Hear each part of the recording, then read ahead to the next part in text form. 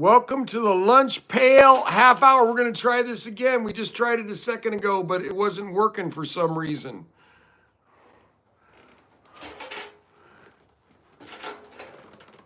Woo woo. Jesse, can you see me?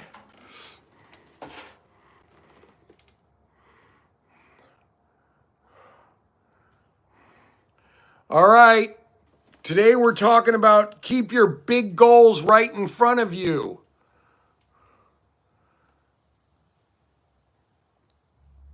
Can anybody let me know if they hear me all right?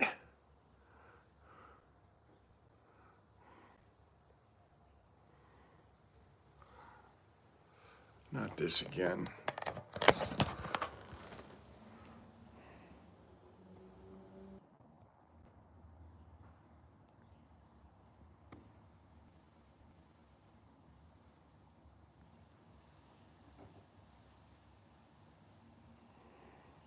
Okay.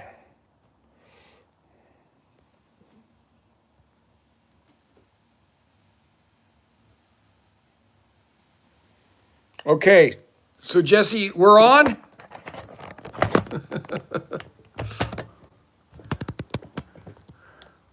All right, somebody said hi. Willie Triplet did. Woo woo. I think we're rolling again. We got 3 people on. I apologize, man. Technical problems again.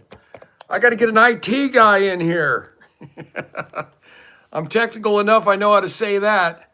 Anyway, welcome to this is the 3rd time I think I've said this, the Lunchbox half hour. This is blue collar. We're in the dirt digging the ditches. Woo woo, that's how we do it, man. We're nose to the grindstone. We're not looking for any shortcuts either.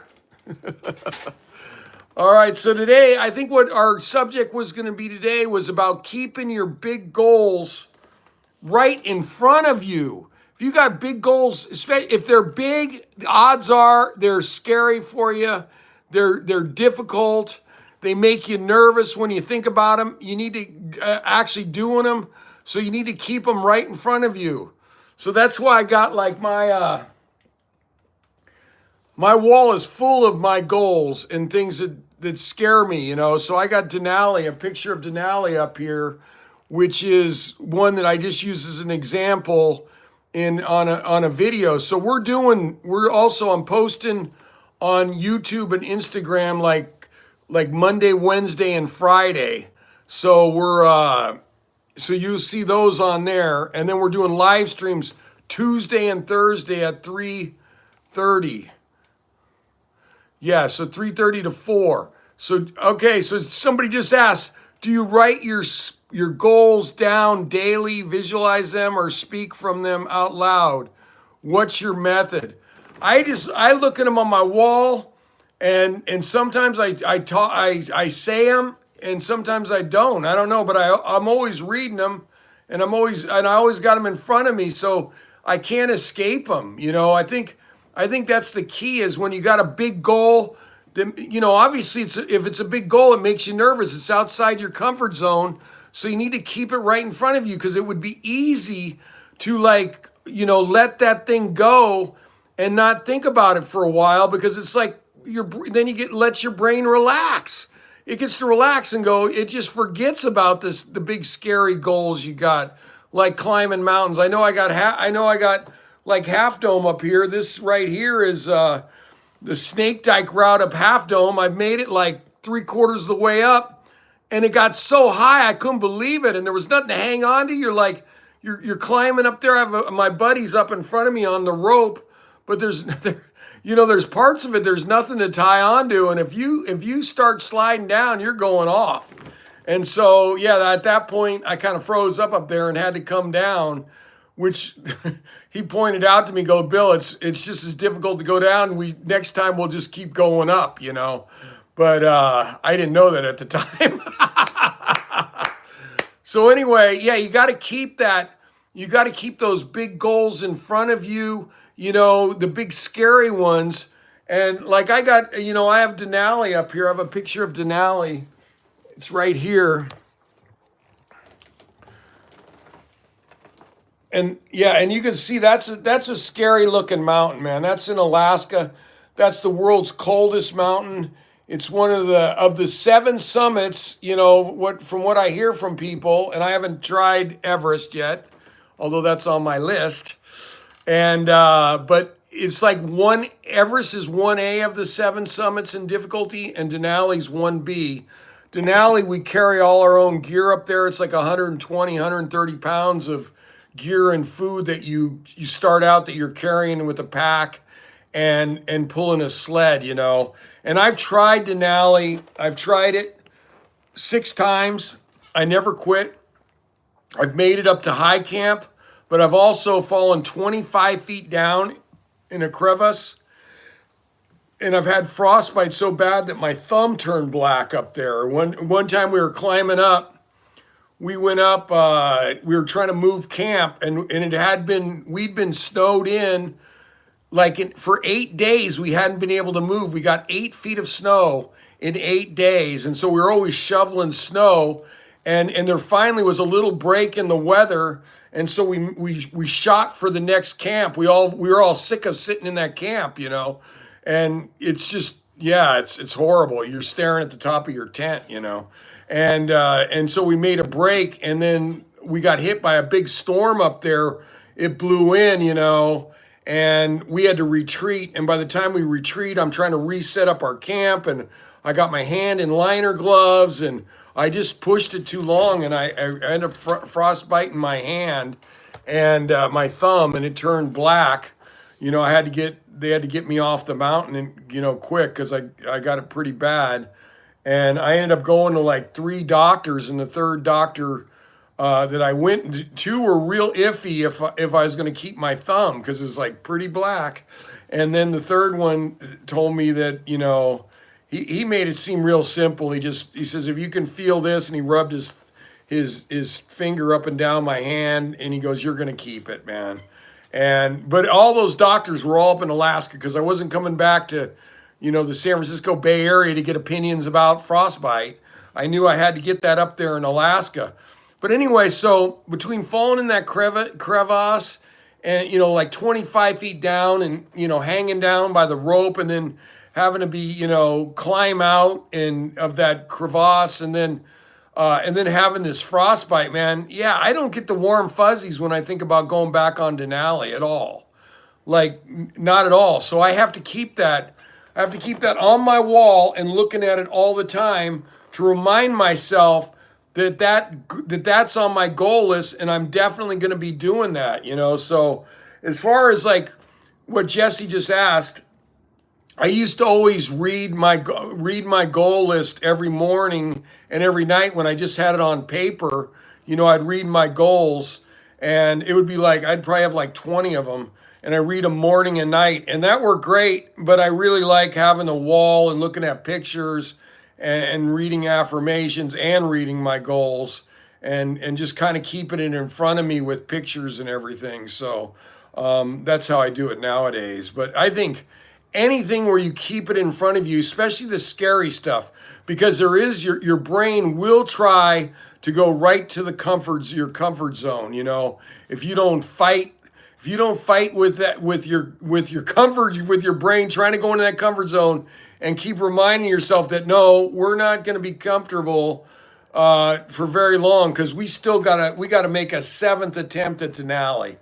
You know, so and it just reminds me that that's always up there in my head, that big goal is still going to be up there, and it's still coming, man. And I don't dodge any, excuse my French, I don't dodge any tough goals, and, you know, I go right at them, man.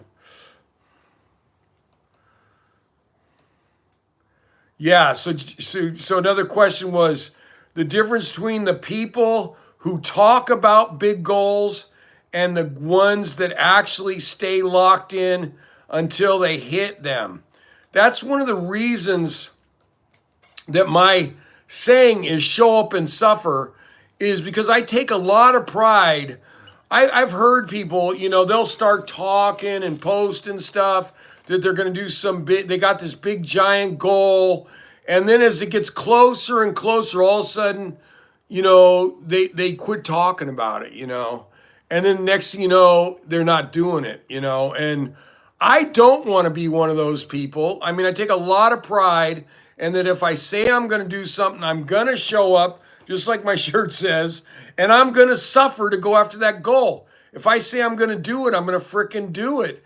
And that's what I'm encouraging you to do. That's how you do big things in life and do big goals is you commit to them and you follow through. You don't want to be one of those people who talk and talk and talk and don't follow through, because that's how you know what I mean? Nobody's going to listen to you if you start becoming one of those people. You know, they're not going to listen to you. They're not going to respect what you have to say because you don't follow through, you know. So I try and flat out, I do always follow through, man. I may not do it right away, but I'm going to come back to it. So I'm swimming now, training for the English Channel, but I'll be back to Denali in the future, up there fighting the fight. I think it's been minus 20 when I've been up there, minus 25. You know, blizzard, white out. When I got that frostbite, you couldn't even see anything, man. You're trying to walk down this mountain to get to the lower camp, you know, so you could reset up your tent, you know. Any other questions, man, about anybody and their goals and how what's you know, anything that I do that maybe you could, you know, find that help you to get your goals or go after them? Here's another question. You've chased goals that most people would call crazy. How do you stay locked in something so big without letting fear take over?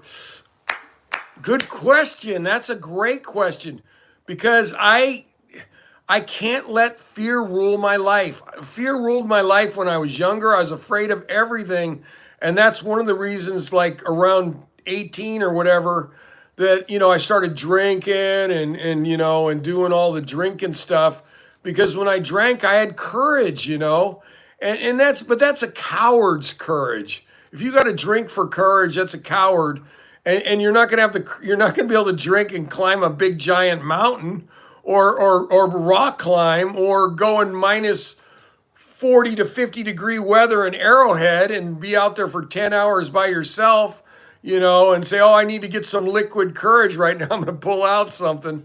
Doesn't work that way in these extreme endurance things. You gotta face them totally drug free, alcohol free, man. No freaking courage in a bottle. It's got to be up here. And how you build courage is it's a muscle. So it's like everything else. You just start out small. You know, you start out doing your small. I always talk about, like, you know, writing out your fears, you know, writing down your fears that, you know, because those fears, even though you don't think some of them affect you going after your big goals, they do, because the whole fear thing is like, you know, it's a circle. And so if you limit yourself on one side, you know, with a fear, your circle's only going to grow so big, your comfort zone that you can attack and go after these big goals. So yeah, when I figure out I'm afraid of something, I just figure out the next thing I'm figuring out is how can I attack that fear, because I do not want fears limiting me. Like I said, I probably spent, you know, the first 18 years of my life living in fear. You know, I was just always afraid of everything. And so it's much better to be courageous and just so you know, what I thought courage meant that you had no fear, right? I go, oh yeah, these people who climb straight up, you know, like Alex Honnold, you know, climbing, you know, El Cap with no rope, you know, and free solo and all that stuff. He has no fear, you know, and maybe he doesn't, I don't know, but I think he's got some fear, but he's got a lot of courage because he's done it before. He's done it. So he's rock climbed so much that he has a ton of courage. So that's what you want to do. You want to build up that courage muscle. So it's a courage muscle, because if I'm not afraid of something, I'm not going to do it because it's boring to me. Only challenges I take on are ones that scare the crap out of me or definitely are out of my comfort zone. And that's what, because that's what I love, that feeling. I love going after that. You know, the scarier the better. That means the bigger it is for me, the harder it is to make though, but it's living life, and I'm taking on the biggest challenges in the world. And yes, so it is a matter of building up the courage, your courage muscle. So your courage muscle is you get out there. If you're taking up mountain climbing, you start climbing smaller mountains to begin with and not as steep. And then you work your way up to more technical, more of this, and you're getting a lot of coaching along the way. And you're watching a lot of videos about how to do whatever you're doing, because there's tons of stuff on YouTube now that you can watch that will teach you how to do these things. Even the mental end of it, you could, learn about the mental end. Here's another question. Okay, from Jesse. Woo woo. Do you believe it's better to focus on one big goal or have several at once? I don't know. It's probably better. It's probably good to have one big goal to focus on. I know when I've been too spread out with goals, I end up not making anything. I don't get enough training in because I'm too spread out. And mostly it's if it's a running goal and a mountain climbing goal, those are kind of the same muscles, so you can train for running and mountain climbing at the same time. But I wasn't able to train for, swimming the English Channel and running Arrowhead at the same time. I tried, but it was like, you need, like for swimming, I need pretty much to swim like practically full time, And so it just seems like that one doesn't transfer over to other events as easy as like rock climbing and running, or running and mountain climbing.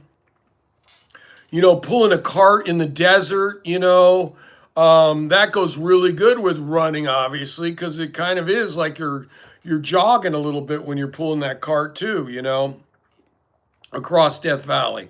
But yeah, so when I go for swimming, I know, about 90% of what I'm doing is swimming, so it's hard to mix that in. Although I'm trying to put in some running now, just because I need to like break it up a little bit. I was swimming so much in the bay that I was kind of feeling a little burnt and not real motivated. And so, woo, we just set our record. We have 8 people on right now. Woo, woo, woo, record for the live stream. Record for the Lunchbox live stream. Woo, woo, thank you guys. Just a reminder for you new guys, the Lunchbox live stream is every Tuesday and Thursday from 3:30 to 4, and we don't quit on our goals, and we keep fighting. That's what we do, and we encourage each other on this Lunchbox live stream. Somebody asked me, how much am I swimming every day now? Right now, I've been swimming 0 for the last week because week and a half, because I was swimming so much that I needed a little break before I start tuning up for my next swim. I know Michael Phelps. I'm amazed that he went like 5 years without missing a day of swimming, or, you know what I mean? I thought he was like, they said he didn't miss a day. He said he didn't miss a day of training for 5 years. And I was like, how is that possible? Especially like swimming in a pool is, because I've done a lot of it. And it's really tough looking at that black line and going back and forth, man. That's tough mentally on you. And so I'm like, how did he do that, man? But when I was really swimming a lot in the pool, I was able to do 8 hours in the pool going back and forth, before I went and tried one of my English Channel attempts, just because I wanted to see if I could do it, man. And I was able to do it. I was able to do 8 hours in the pool. But right now, I'm not as mentally tough in the pool because I took 8 years off. And so I'm now working on, because that's a mental, I'm telling you, swimming in the pool is a mental, that's mental toughness. And you got to build that muscle up to go back and forth in that pool for hours and hours and hours if you choose to do that, So same within the cold and in the bay or in the ocean. That's a muscle too. You got to get that muscle going. So I'm working on all my swim muscles, to get these going to where I could do the monotonous stuff in the pool over and over again. and do the frigid cold stuff in the bay and also in the pool doing the interval training, to get my speed up, so just I love the challenge of all this. I always ask myself if would I do anything. I'm just happy doing this stuff. It's crazy, it's just crazy. Like half the time I'm kind of stressed about some big training I got coming up, and then the other half the time I'm like, thank God I got something stressful coming up because I freaking hate being bored worse. Woo woo. Okay, I got another question here. How do you mentally commit to the goal every morning, even on days when you feel like quitting, man? That is a good question because I was just telling this to Jesse today. Like it's a drug for me to train. I mean, I need it for like it like keeps my, I shouldn't say a drug. It's a sanity drug. How's that sound? It keeps my sanity to train. It's way harder for me not to train than to train. And the thing is, like, I don't have I'm in a 1-bedroom apartment now. I know I have a giant freaking wall in my 1-bedroom apartment that I do have, my vision wall, but it's a 1-bedroom apartment. I don't have room for I got like 3 bikes in storage. I got stuff. And it was like, I was just thinking today, man, I go, I'm kind of beat up from running. I'm kind of tired, but I need to keep my sanity. So I got to get out there. If I had a bike, I'd be biking, you know what I mean? Or doing it. And then and I'll be back. I'll probably be back in the pool swimming tomorrow. I think I took like a week and a half off. And when I'm rolling, yeah, I can't do like Phelps. I can't go 5 years. I've tried. And when I push through, when I start getting that burnt feeling, if I push through it, oh my God, it's just worse. One time I got so burnt because I just kept training and training and training that I was over. It took me 5 months to recover. Literally, I couldn't go. I just could only jog. I couldn't really run. My body was tired. My brain was tired. And it took me 5 months. And I remember my running coach at the time, she goes, you need to go in and see the doctor. I go, no, I don't need to see the doctor. My body's just freaking tired. And so then one day, all of a sudden, everything started looking better in life. And, and I was able to go out and start running. But I learned a lesson from that you can't just keep pushing through everything and pushing through and pushing through. If you got, like maybe somebody who's not as highly motivated as I am, and the people who are on this call right now are highly motivated. I can tell they want big goals at any cost. Woo woo. And but yeah, it's really hard. The rest, Jesse, the way Jesse helped me with taking rest days was she told me to consider, this is my life coach, you got to consider those a workout, Bill. So your rest days, you need to consider a workout. And that's the only way I can take a rest day is to consider it a workout. And even on those days, I'm still going to probably go into the gym and do some light weightlifting or something. I still need all that, for my brain. I got to be able to go in there and do it. So, yeah. So anyway, I think so to answer that question, yeah, it's way easier for me to go out and train. If that's what if my workout for today is to do something, it's way easier than taking a rest day. So doing a hard training day is easier for me than doing a rest day. So yeah, I have like some serious freaking drive, like serious. But I know anybody listening to me right now has probably got that same dang drive. So you know what I mean? Use it to your advantage. It's a superpower. If you got that drive, the one that put me in AA because I liked drinking so much back in the day, and I had to go. One day I just woke up and said I'm more than this, and I went into AA, and I haven't drank since. That was a long, long time ago. But that locking into one thing, so I just and I replaced drinking with locking into training, and that's a superpower. So if you got like that excessive, I call it the excessive gene because it sounds funner. And so if you got that excessive gene, that's a superpower, man. If you can lock into something and freaking just train and train and train. But yeah, you do need somebody to, like for me, like, so I don't overtrain, that's a weird problem to have, but it is one that I have and I'm very aware of it. I gotta like, calm myself down so I don't do too much. Do